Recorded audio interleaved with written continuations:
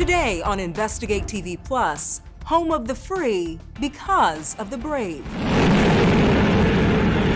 Our investigation reveals tens of thousands of veterans don't have a home of their own. So you were either homeless or on the brink of being homeless, and the Veterans Affairs Department said there's nothing we can do. Twice. An in-depth look at veteran homelessness and how a seemingly small project is already having a big impact on those who served. Plus, a license to privacy, how the FBI could use your ID to solve crimes, and why the technology is drawing criticism. Then a reason to give DIY a try. I always live by the idea that mistakes are kind of the price of admission to a good job. How this woman turned her craft into a career. In-depth stories that inform and inspire. You're watching Investigate TV Plus.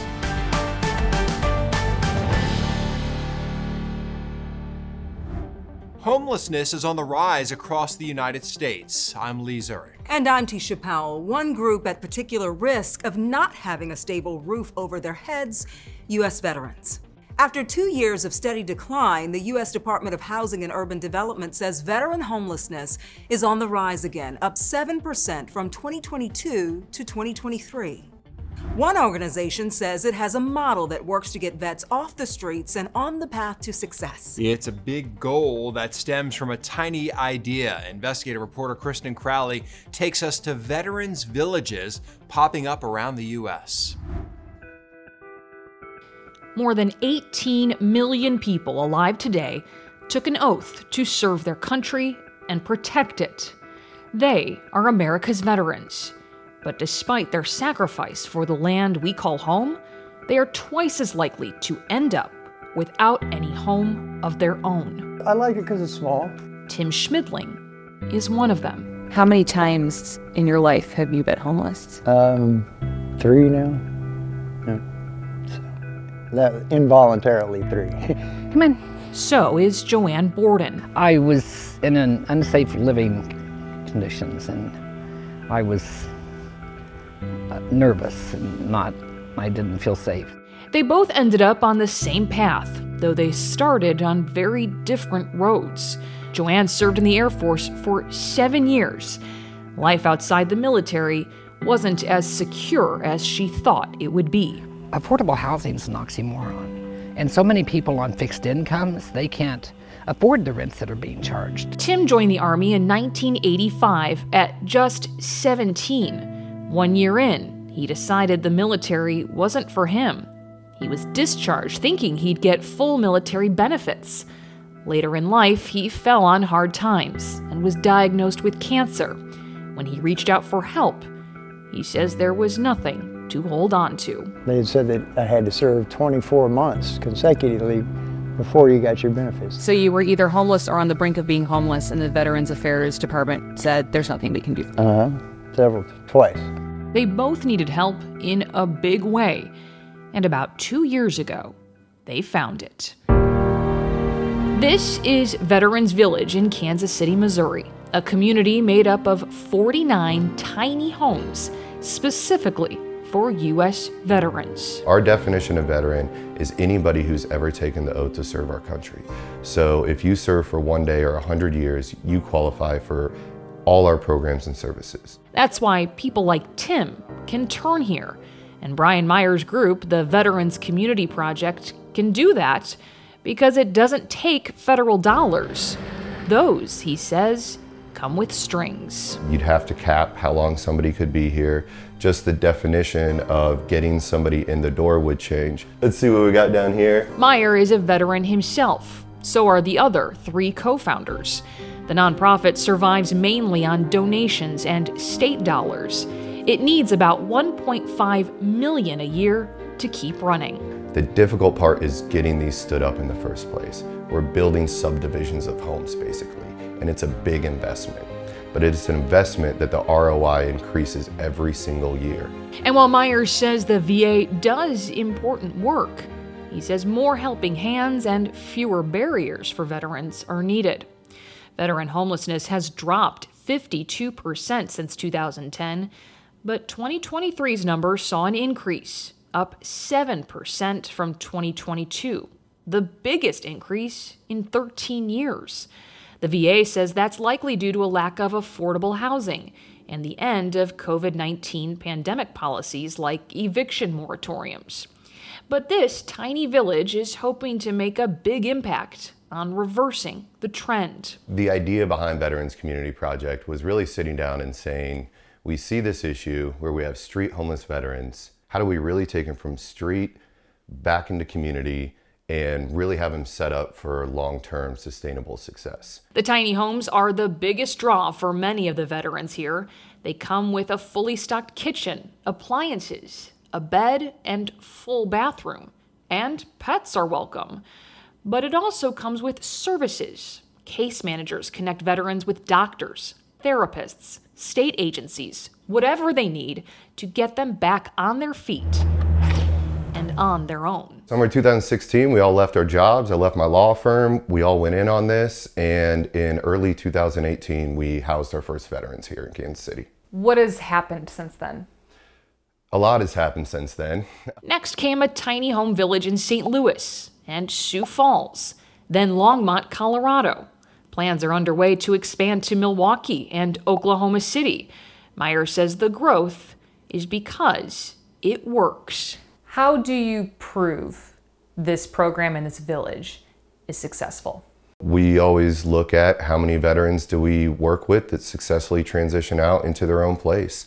And you know, we're proud that around 85% of every veteran we work with is doing that. 124 veterans have come through the program in Kansas City, and 106 of them, according to Meyer, have successfully landed on their feet and in permanent housing. Tim and Joanne are about to add to that number. So these guys helped me get set up with Section 8, so you know, I have my own apartment. I'm getting ready to transition out. I found a place to move. Would that have been possible without this place? No. I came here and I didn't have a car. Now they both have what they say they need. Not just a place to call home, but hope. It's been a long time since I looked forward to a future. The major cost for these tiny villages is getting them started. Meyer says that's about $12 million. But he says volunteers have largely made the effort possible. His hope? To build a tiny homes veteran community in every city in America. Meantime, the VA says in 2023 it housed nearly 40,000 veterans and awarded more than $1 billion in grants to help homeless and at-risk veterans. Still ahead, home is where the health care is. Hello, hello. We examine why more hospitals are ditching doctor office visits to meet patients where they're most comfortable.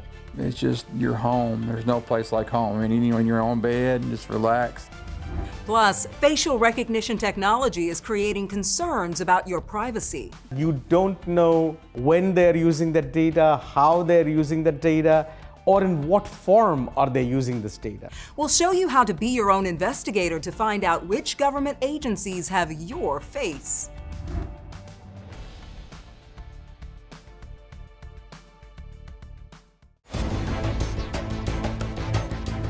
If you have a driver's license, our investigation found it's possible your photo has been used in a suspect lineup, and you may never know it. According to a 2019 report from the Government Accountability Office, the FBI has access to 641 million license and ID photos across 21 states, where it can use facial recognition to search for suspects and make a case for an arrest. In a moment, we'll show you how to be your own investigator to find out which government agencies have your photo. But first, reporter Sierra Cummings has an in-depth look at why this crime-fighting tech is drawing a lot of concern. The Department of Driver Services is a state agency. As a state lawmaker, did you know DDS was using facial recognition?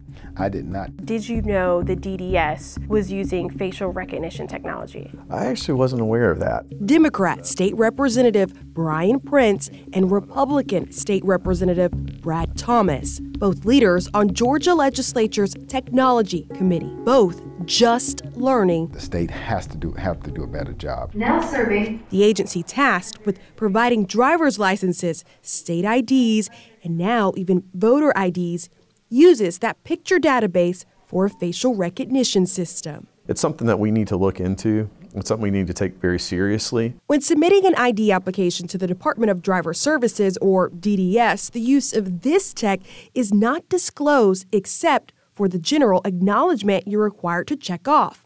I grant permission to the DDS to verify info and release any info to third parties, which include public and private entities.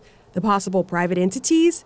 Documents show since 2008, DDS has held contracts with private facial recognition companies. It's not like the DMV is doing anything illegal. No, and I think that is the part that is interesting, right? Ramnath Chalapa, an associate dean at Emory who studies artificial intelligence and its impact on privacy. You don't know when they're using that data, how they're using that data, or in what form are they using this data. The researcher raises concerns about the unintended consequences of how it's all done.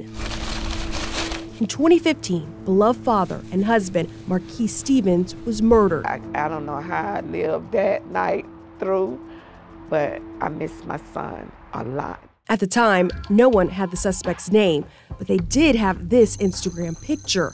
A witness gave it to Atlanta police, who then sent the image to DDS. DDS ran a facial rec search using the state database of driver's license photos. Records show it delivered these 25 possible matches. This man here at the top would later be convicted of Marquis's murder. But that means these 24 other men had nothing to do with the crime. They were innocent. It's why we're blurring their faces. Yet police were able to use any of these images to potentially build a suspect lineup. I've been in a lineup, more than likely. I think that's probably true. We probably both have had our photos pulled into photo arrays countless times. Kay Levine, former prosecutor, Emory professor of law. If anybody thinks that the only people who are concerned about privacy are those people who have criminal behavior to hide, who have heroin in the trunk of their car or machine guns in their garage, they are mistaken. Beyond privacy, she argues this could pose a court challenge, not for driving because that's only a privilege under the law, but voting, that's a right. And now in Georgia, IDs are required to cast a ballot. When a resident has no other form of ID, they can get a free voter ID card from DDS. But we confirm that same voter ID image would also be subjected to the facial recognition system.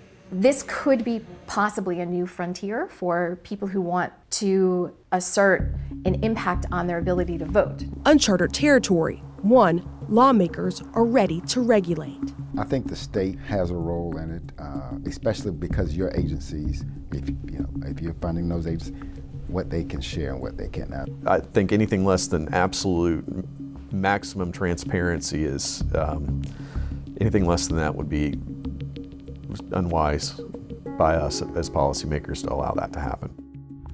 The FBI says when it tested its system with 50 potential candidates, it returned the correct match 86% of the time. In October 2020, Vermont became the first state to ban facial recognition for law enforcement use. Since then, about a dozen states and cities have followed suit with bans or restrictions. You may now be wondering which government agencies have your face. You might be able to find out through a simple online test.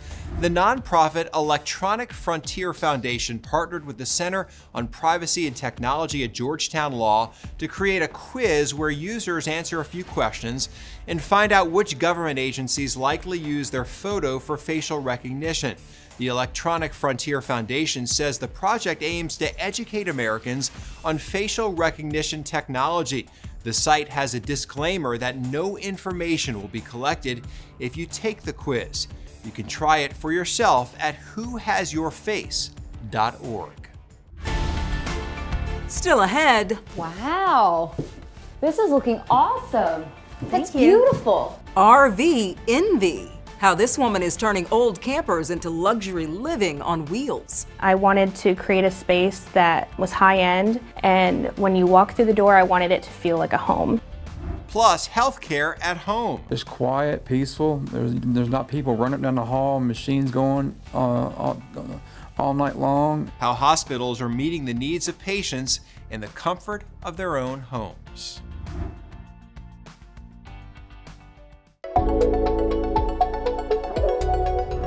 More medical services are meeting patients where they are, their homes.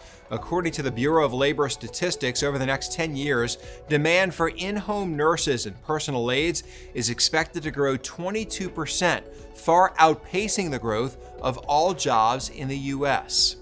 As demand grows, more hospitals across the country are introducing in-home healthcare programs. For a closer look, we head to Vanderbilt University in Nashville, just one example of care coming directly to patients' homes. Vanderbilt's Nurse Junko heads to a patient's Lebanon home, preparing for a hospital-at-home visit. Hello, hello. Andrew Midget has a type of bone cancer. It's a cancer that attacks the bottom of the tailbone. He was in the hospital for 14 days. The day before Thanksgiving, I was able to come home and be with my family. Even though I'm still under hospital care. Now he's able to recover from the comfort of his home through Vanderbilt's Hospital at Home initiative. It's quiet, peaceful. There's not people running down the hall, machines going all night long. It's just your home. There's no place like home. I mean, in your own bed and just relax, in your own surroundings. Well, my name's Brett. I'll be your virtual nurse here for a little bit. It's a change of scenery, but still the same type of care.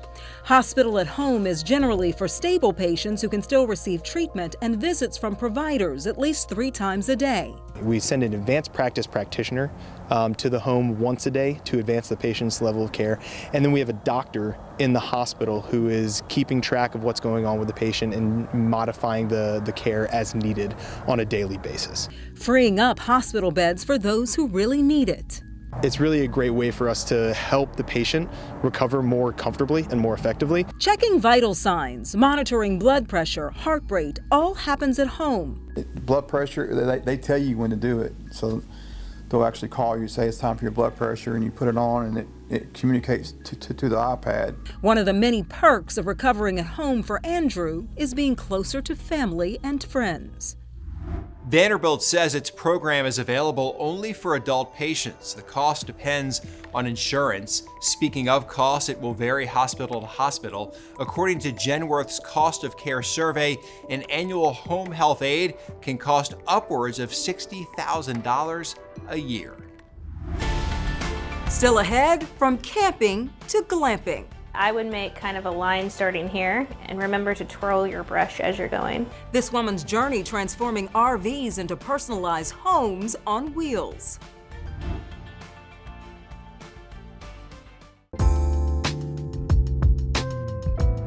For many people, the pandemic brought an opportunity to explore the great outdoors. According to the RV Industry Association, RV shipments reached a record high in 2021. For those who want to take life on the road in style, a South Carolina woman may have the perfect touch. Reporter Lauren Korn shows us how she's turning RVs into luxury living. Right on the Georgetown County line lives someone who turns drab into fab while sipping her favorite hot tea. Meet Tessa Terry, owner of Alchemy RV Renovations. The definition of alchemy is to turn metal into gold, and I felt like that was really fitting for my business.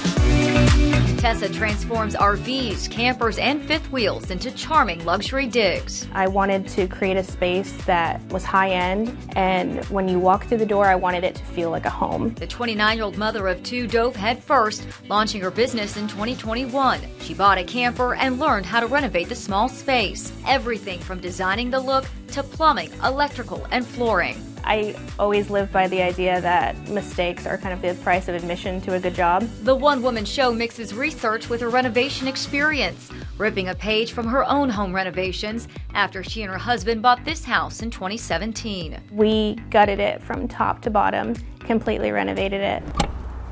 Tessa gave us a tour of the RV and fifth wheel she's remodeling. Wow, this is looking awesome.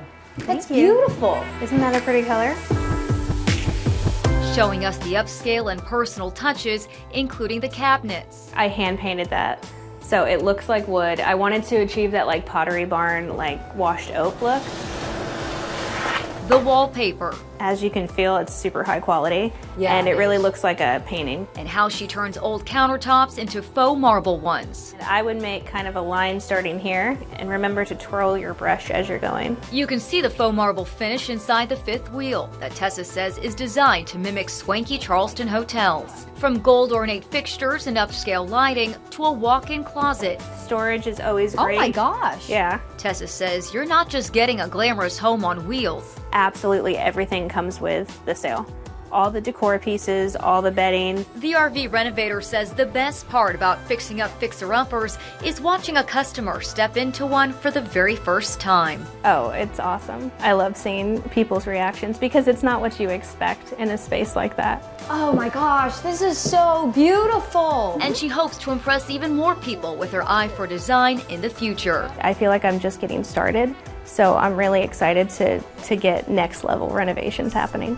This is absolutely just stunning. I don't think I even considered it like a career. I think I just thought that's what I want. That's what I love. That's what I want to do. All right, you may not know this, but Tisha wants an RV. You know, so for Christmas, I'm gonna get an old beat up RV and start renovating. That'd be really fun. You know who to call to help, right? For some tips. All right, that's it for us on Investigate TV Plus. I'm Lee Zurich. And I'm Tisha Powell. Thanks for watching.